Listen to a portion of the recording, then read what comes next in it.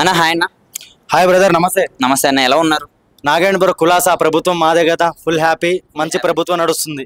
మంచి ప్రభుత్వం నడుస్తుంది. ఓకే. రీసెంట్ గా పవన్ కళ్యాణ్ గారు వాళ్ళ అబ్బాయికి ఫైర్ యాక్సిడెంట్ అవుతే వాళ్ళ భార్య గారు రీసెంట్ గా తిరుపతి వచ్చి జుట్టునైతే దానం చేశారు. దీనికోసం ఏమన్నా? అవును బ్రదర్, సింగపూర్ లో మన మార్క్ శంకర్ బాబుకి ఫైర్ యాక్సిడెంట్ జరిగింది. మార్క్ శంకర్ బాబు బాగుంటే తలనీలాలు ఇస్తానని చెప్పి మొక్కుకుంది ఆ తల్లి. అండ్ 17 లక్షలు డొనేట్ కూడా చేసింది ఈరోజు తిరుపతి అన్నదానానికి. అండ్ దగ్గరుండి ఒక డిప్యూటీ సీఎం భార్య అయినా కూడా వాళ్ళతో కలిసిపోయి, ఒక సామాన్యురాలిగా వాళ్ళతో కలిసిపోయి, అసలు ఇంత కూడా నిజంగా ఈరోజు నిన్న అయింది కదా, నిన్న ఆల్రెడీ ఒకళ్ళ ఇంట్లో టీవీ పగిలిపోయి ఉంటుంది. ఎవరింట్లో చెప్పు, ఒకళ్ళ ఇంట్లో టీవీ పగిలిపోయి ఉంటుంది. మా జగనన్న ఇంట్లో టీవీ పగిలిపోయి ఉంటుంది నిన్న. ఎందుకంటే మరి ఆమె మీద అంత గౌరవం పెరిగింది ఆంధ్రప్రదేశ్ ప్రజలకు. ఇప్పుడు నిజంగా ఆమె ఒక క్రిస్టియన్ అయి ఉండి మన హిందూ మతాన్ని, మన హిందూ ధర్మాన్ని ఆమె ఇచ్చే గౌరవం, ఆమె ఇచ్చే రెస్పెక్ట్ హ్యాట్సాప్ అమ్మ. అందుకే అంటారు, అమ్మని మించి అమ్మ ఉండదు, దేవుడు మించిన అమ్మని మించిన దేవుడు కూడా ఉండడు. తల్లి ఎప్పటికైనా కూడా తన బిడ్డ కోసం తాను తలనీలాలే ఇచ్చేసింది మొత్తం. అది ఇంకా చాలా హ్యాపీ బ్రదర్. మరి దీని మీద కూడా అదే మేడం గారి మీద కూడా చాలా ట్రోలింగ్స్ అయితే జరుగుతున్నాయి సోషల్ మీడియాలో. అది మీరు కూడా చూసారని చెప్పారు ఇందాక. మనం చూశాను. అదే ట్విట్టర్స్ లో, ఇన్స్టాగ్రామ్స్ లో అట్లా ట్రోల్ చేస్తున్నారు. ఒక క్రిస్టియన్ అయింది, ఇప్పుడు ఏదో సంథింగ్ ఏదో పెట్టారు. మేము వాళ్ళకి ఇలా దండయాత్ర చేసుడు ఏం లేదు, డైరెక్ట్గా చెప్తున్నాం కదా, అరే మీరు మొగోళ్ళే అయితే మీరు నిజంగా మీ అయ్యలకే పుట్టి ఉంటే నా కొడకల్లారా, ఆడోళ్ళ మీద కాదు. కళ్యాణ్ బాబుకి ఆన్లైన్లో కాదు, ఆఫ్లైన్లో కొంతమంది సైన్యం ఉన్నారు. మాలాంటోళ్ళు పిచ్చ నా కొడుకులు అంటారు, చిల్లర నా కొడుకులు అంటారు. వాళ్ళతో పెట్టుకోండి నా కొడకల్లారా. అరే ఆడోళ్ళ మీద ఏంద్రా మీరు చేసేది నా కొడకల్లారా. ఆమె మంచి చేస్తే ఆమెను కూడా ట్రోల్ చేస్తున్నారు. అక్కడ అర్థమైపోయింది మీ బతుకులేంటో. ఆన్లైన్లో కాదురా, గుద్దలో దమ్ముంటే ఆఫ్లైన్కి రండి, పటాపాటు తేల్చుకుందాం నా కొడకల్లారా. మీ పేటిఎం బూతులు ఇవన్నీ చెప్తున్నాం కదా, ఇవంతా వాళ్ళే చేస్తున్నారు. ఈరోజు వాళ్ళ వదినమ్మని ఏదో అన్నాడు అని చెప్పి ఒకడు వాడికి మేము మద్దతు కూడా పలకకుండా ఆమెకు మేము సపోర్ట్ చేస్తే ఈ నా కొడుకులు మా వదిన మీద పెడుతున్నారు. వీళ్ళు చెప్తున్నాం కదా, ఆన్లైన్లో పెట్టినంత ఈజీ కాదు ఆఫ్లైన్లో రావడం ఈ కొడుకులకి. అదొకటి. మరో విషయం, రీసెంట్గా వాళ్ళ అబ్బాయి మీద కూడా సోషల్ మీడియాలో మరొకటి అల్లు అర్జున్ గారి అభిమానం, మరి అల్లు అర్జున్ గారి అభిమానం కాదో మరి తెలియదు, ఆయన కొన్ని వ్యాఖ్యలు అయితే, కొన్ని కామెంట్స్ అయితే పెట్టారు, ఒక లైన్ అయితే. మరి అది చెప్పకూడదు కానీ మరి దానికోసం చెప్పకూడదు, ఎందుకంటే నా అన్న కొడుకు కాబట్టి, పవన్ కళ్యాణ్ గారు అంటే మా అన్న కాబట్టి మేము చెప్పలేము.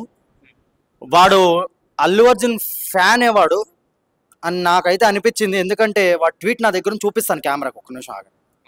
కెమెరాకు చూపాడు కదా, ఒక్క నిమిషం బ్రదర్. స్క్రీన్ షాట్ కొట్టారన్న? స్క్రీన్ షాట్ కొట్టాను. అండ్ ఇవ్వండి, కరెక్ట్గా చూడండి, చూపెట్టండి స్క్రీన్కి.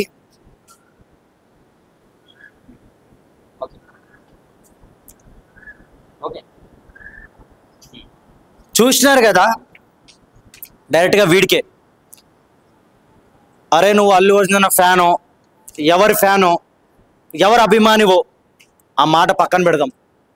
నా కొడక, లంచా కొడక, బరాబర్ తిడుతున్నా నిన్ను. నువ్వు మొగోడి, నువ్వు ఆల్రెడీ ట్వీట్ కూడా పెట్టిన వాడు, ఏదో తప్పు అయిపోయి పెట్టాను సార్ నన్ను క్షమించండి, అప్పటికే వైరల్ అయిపోయింది.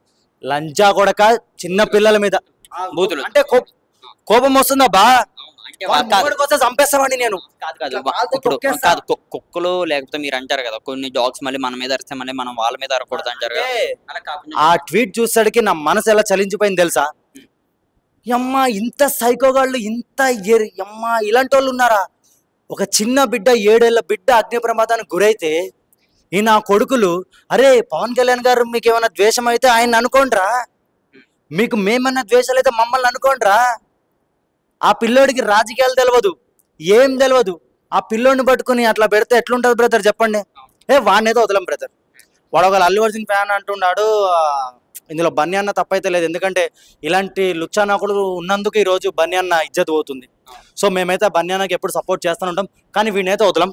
వీడికి కళ్యాణ్ బాబు నాటు వైద్యం అంటే మేము చూపిస్తాం. కళ్యాణ్ బాబు ఫ్యాన్స్ నాటు వైద్యం ఆల్రెడీ మీద కేసు ఫైల్ అయింది సైబర్ క్రైమ్ లో. ఇగో నేను ఆల్రెడీ మన ట్విట్టర్లో ఎమ్మెల్యేలకు నేను ట్విట్టర్లో ట్వీట్ కూడా పెట్టిన మేము అందరం. ఇగో ఆల్రెడీ వాడి మీద యాక్షన్ కూడా తీసుకున్నారు. ఇగో నా దాంట్లో స్క్రీన్ షాట్ కూడా ఉంది, ఒక్క నిమిషం. వాడు ఇప్పుడు అకౌంట్ కూడా ఇగో మొత్తం ప్రైవేట్లో పెట్టుకోండి అకౌంట్. అండ్ ఇదిగో వాడి మీద ఇగో సైబర్ క్రైమ్ ఇగోండి, వాడి మీద నోట్ ఇది. ఎందుకు వదులుతాం బ్రదర్? లీగల్కి వెళ్తాం. మరి వాళ్ళు మరి నిజంగా అల్లు అర్జున్ గారు ఫ్యాన్స్ అయినా? నాకైతే కాదనిపిస్తుంది, ముసుగులో ఉన్నారు అనిపిస్తుంది, కొంతమంది అలాంటి వాళ్ళు కూడా అనిపిస్తుంది. ఇంకేం చేస్తాం చెప్పు? ఆడ అల్లు అర్జున్ డీపీ ఉంది కదా డైరెక్ట్గా, అక్కడ అల్లు అర్జునే నా ప్రాణం అని ఉంది అక్కడ డైరెక్ట్గా. ఇప్పుడు మా ఊడు ఒక పవన్ కళ్యాణ్ ఫోటో పెట్టుకుని ఏదైనా ఎవరిని తిట్టిండు అనుకో, వాడిని అనరు వీడు పవన్ కళ్యాణ్ ఫ్యాన్ రా అంటారు వాడిని. అదే అవుతుంది ఇక్కడ. వాళ్ళు అల్లు హాయన్ని ఈ విషయం ఎదుగుని లాగుతున్నారు. ఏం లాగట్లే బ్రో, ఎందుకు లాగుతాం మేము అల్లు అయ్యాన్ని? మా ఓడి గురించి మేము మాట్లాడతామా? అల్లు అయ్యన్ ఎవడు? మా మెగా కుర్రోడు. రేపు పొద్దున అల్లు అర్జున్ తర్వాత ఎవరు సపోర్ట్ చేస్తాం? మేము అల్లు అయ్యన్కే సపోర్ట్ చేస్తాము. మేము ఒకటే. ఇదంతా రాజకీయాలు బ్రో, ఇదంతా ఎలాంటిదంటే ఒక సైకోతనం మీ కొడుకులకి. ఇప్పుడు మీరు అల్లు అయ్యన్ మీరు ఒకటి అంటున్నారు కదా, Allu Arjun fans mega fans ఒకటైనా బ్రో? నిజంగా పవన్ కళ్యాణ్ గారి ఫ్యాన్స్ కి అల్లు ఫ్యాన్స్ కి గొడవలు ఉన్నాయని బయట టాక్ అయితే నడుస్తుంది. దీనికోసం ఒక కళ్యాణ్ నాయుడుగా, మీరు ఒక జనసేన అభిమానిగా, ఒక పవన్ కళ్యాణ్ అభిమానిగా మీరు ఏం చెప్తారు? నన్ను ఎవరైనా తిట్టుకోండి, నన్ను ఎవరైనా కొట్టుకోండి, ఏమని అనుకోండి, నో ప్రాబ్లం, నో ఫికర్, నాకు ఎంట్రుకతో సమానం. ఇదంతా కొంతమంది పేటిఎం కుక్కలు చేస్తున్నాయి, గ్రూప్గా అకౌంట్లు క్రియేట్ చేసుకుని మాకు గొడవలు పెడుతున్నారు. నిజమైన మెగా అభిమానులు, పవన్ కళ్యాణ్ గారి ఫ్యాన్స్ కానీ, చిరంజీవి గారి ఫ్యాన్స్ కానీ, చరణ్ బాబు ఫ్యాన్స్ కానీ, బన్నీ ఫ్యాన్స్ కానీ, ఎవరి ఫ్యాన్స్ అయినా కూడా మేమంతా ఒకటే. వీళ్ళందరూ గొడవ పెడుతున్నారు. ఎవరెంత హేట్ చేసినా కూడా అల్లు అర్జున్ నేనైతే జీవితకాలం ఇష్టపడుతూనే ఉంటాను. ఎందుకంటే మా హీరో కాబట్టి, మా బన్నీ కాబట్టి.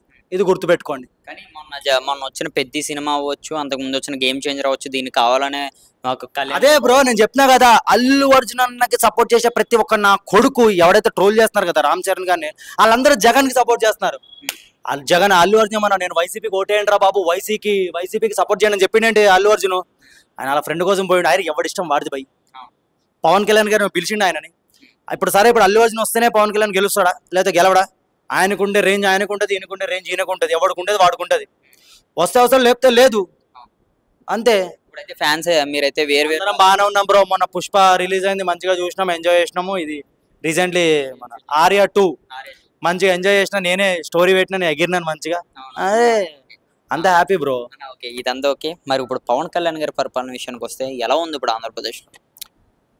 సూపర్, మంచిగా ఉంది. నేను ఒకటే చెప్తున్నాను, తప్పుడు ప్రచారాలు, తప్పుడు ఆరోపణలు ఎవరు పట్టించుకోకండి.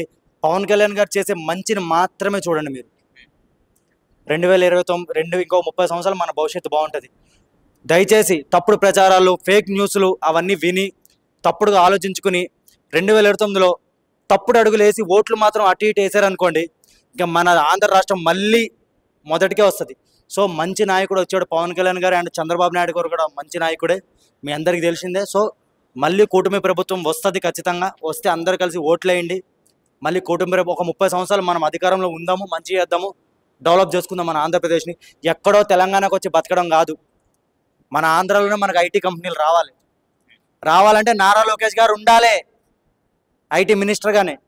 ఎందుకంటే ఆయన చదువుకున్న వ్యక్తి కాబట్టి అన్ని తెస్తారు ఆయన. పవన్ కళ్యాణ్ గారు ప్రేమించే వ్యక్తి, పెట్టే వ్యక్తి కాబట్టి ఆయనను కూడా మనం ఉంచుకోవాలి, అంతే బ్రో. మీరు ఐటీలు అన్నారు కదా, పవన్ కళ్యాణ్ గారు గతంలో చెప్పారు, నేను వచ్చిన తర్వాత మా ఆంధ్రప్రదేశ్లో యువకులు ఎవరు కూడా ఖాళీగా ఉండరు, నిరుద్యోగం అన్నది లేకుండా చేస్తానని కూడా చెప్పారు. ఇది ఇంకా అవ్వలేదని కూడా చాలా మంది విమర్శలు చేస్తున్నారు. అవుతుంది బ్రో, అధికారంలోకి వచ్చి అయితే అన్నీ అవుతాయి, వచ్చి ఆపుకోమని చెప్పండి. వీళ్ళు ఏం బీకారు, వీళ్ళు ఏం బీకిరు, వీళ్ళు ఏం బీకలే. వీళ్ళు అలా ఓట్లు పడితే మా మహాత్మా సారీ ఏదో అంటారు కదా, నాకు కూడా ఆయన పేరు రావట్లేదు, రాజశేఖర రెడ్డి గారు, ఆయన లాంటి మంచి వ్యక్తి ఉన్నారు కాబట్టి ఆయన సపోర్ట్గా ఓట్లు వేసారు అంతే జగన్మోహన్ రెడ్డికి. లేకపోతే మా జగన్మోహన్కి ఓట్లు పడవు. అది మీ జగన్మామయ్య గారే మళ్ళీ ఇంకొక 3 సంవత్సరాల కళ్ళు మూసుకున్న 3 years లో మళ్ళీ మా ప్రభుత్వం మళ్ళీ కళ్ళు మూసుకున్నా ఏది కళ్ళు మూసుకోరా సార్, కళ్ళు మూసుకో బ్రో. నువ్వు కళ్ళు మూసుకుంటే ఎందుకు ఇవన్నీ? ఈ 2.0 లవడాలి, 2.0 ఎవరికి కావాలి? ప్రజల మీద దృష్టి పెట్టమని చెప్పు, ప్రజల సమస్యల గురించి మాట్లాడమని చెప్పు, అప్పుడు ఒప్పుకుంటాము. ఒక మాటలో మీ జగన్మామయ్య మీద మీ అభిప్రాయం ఏంటి? నేను జగనన్నకు ఒకటే చెప్తాను, ఇటీ బ్రో, జగనన్నకు నేను ఒకటే చెప్తాను, అన్నా జగనన్న 2029లో నువ్వు నిజంగా గెలవాలని నీకు ఉంటే, నిజంగా నువ్వు నిజంగా నువ్వు ఎప్పుడు పవన్ కళ్యాణ్ వస్తుంది, నిజంగా నువ్వు ప్రజల సమస్యల గురించే పోరాటం చేసే వ్యక్తి అయితే ముందుగా నీ పార్టీలో నుంచి కొంతమందిని బయటికి గెంటేయి. ముందుగా డైమండ్ రాణి రోజా, తర్వాత కొడాలి నాని, తర్వాత పేర్ని నాని, తర్వాత అంబటి ఆంబోతు, ఆ తర్వాత ఇప్పుడు వచ్చింది శ్యామల, రూపాయి శ్యామల, ఇంకా చాలామంది ఎక్సెట్రా ఎక్సెట్రా చాలామంది ఉన్నారు.